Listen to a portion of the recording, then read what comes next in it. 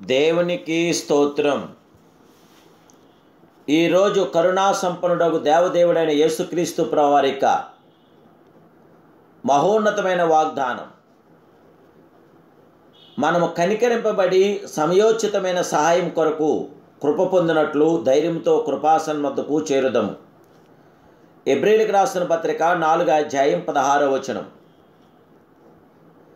ప్రియా కరుణా సంపన్నుడగు దేవదేవుని బిడ్డలారా, ప్రభువైన యేసుక్రీస్తు ఘనమైన నామములో మీ అందరికీ నా హృదయపూర్వకమైన శుభాలు ఈ ఉదయకాల సమయంలో తెలియపరుస్తున్నాను.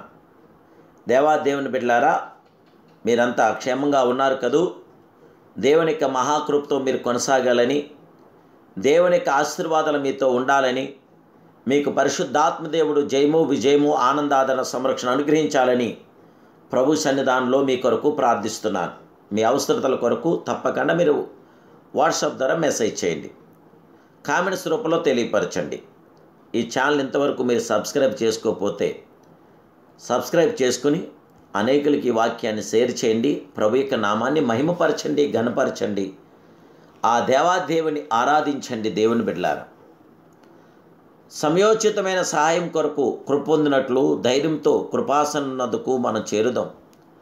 ప్రత్యక్ష గుడారము నిర్మించవలసిందిగా దేవుడు మోషేకు ఆజ్ఞాపించాడు.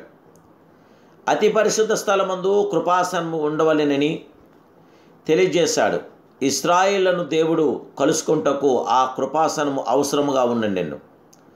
ఆ కృపాసనము యొక్క ఇరువైపులా బంగారంతో చేయబడిన 2 కెరూబులు ఉండెను.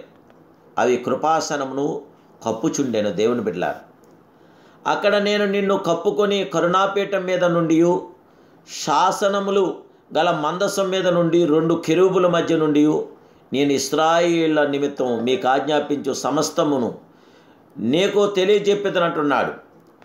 పాత నిబంధన కాలమందు ఎవరూ కూడా కృపాసనను ప్రవేశింపలేరు. మోషే కాలమందు కేవలం మోషే మాత్రమే ప్రవేశించి ఇశ్రాయేలు పక్షమున మాట్లాడగలిగాడు.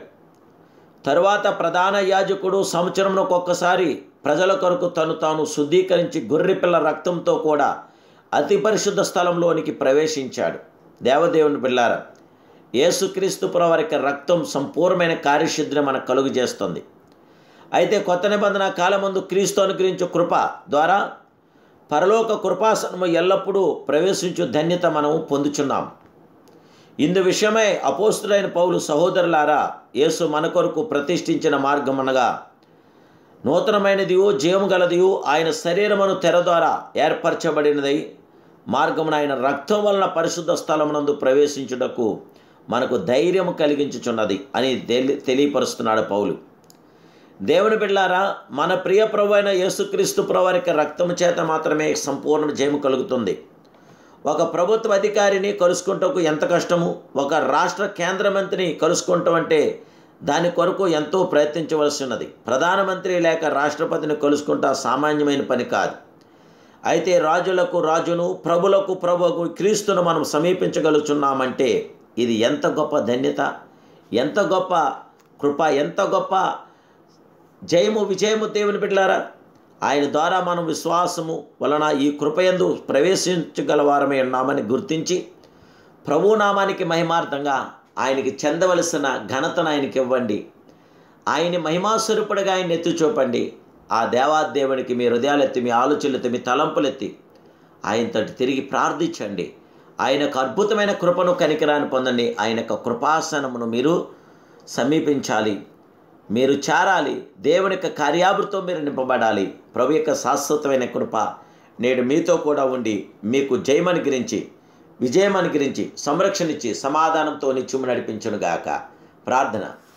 పరిశుద్ధుడును మహాపరిశుద్ధుడు కరుణా సంపన్నుడగు దేవా, ఉదయకాల సమయంలో మీరు ఇచ్చిన ధన్యకరమైన సమయాన్ని బట్టి నీకు వందనాలు, స్తోత్రాలు తెలియజేస్తున్నాను. శ్రీమంతుడా, నమ్మదగిన దేవుడవు, ఎంతైనా నమ్మదగిన దేవుడవు. దయచేసి నాయనా, మీ కుమారుడైన యేసుక్రీస్తు మహిమ కలిగిన నామములో మమ్మల్ని అందరినీ ఆశీర్వదించి, దీవించి, బలపరిచి, విజయవంతన ప్రతి ఆత్మకార్యం మా పట్ల జరిగించి, సాధుని కీడును మమ్మల్ని తప్పించి రక్షించి, దేవా మీ కృప ద్వారా మాకు జయ విజయాలు అనుగ్రహించమని యేసుక్రీస్తు మహోన్నతమైన నామములో ఈ ప్రార్థన మీకు సమర్పిస్తూ మమ్మల్ని దీవించమని అడుగుచున్నాను పరమ తండ్రి. Amen, amen, amen. May God bless you.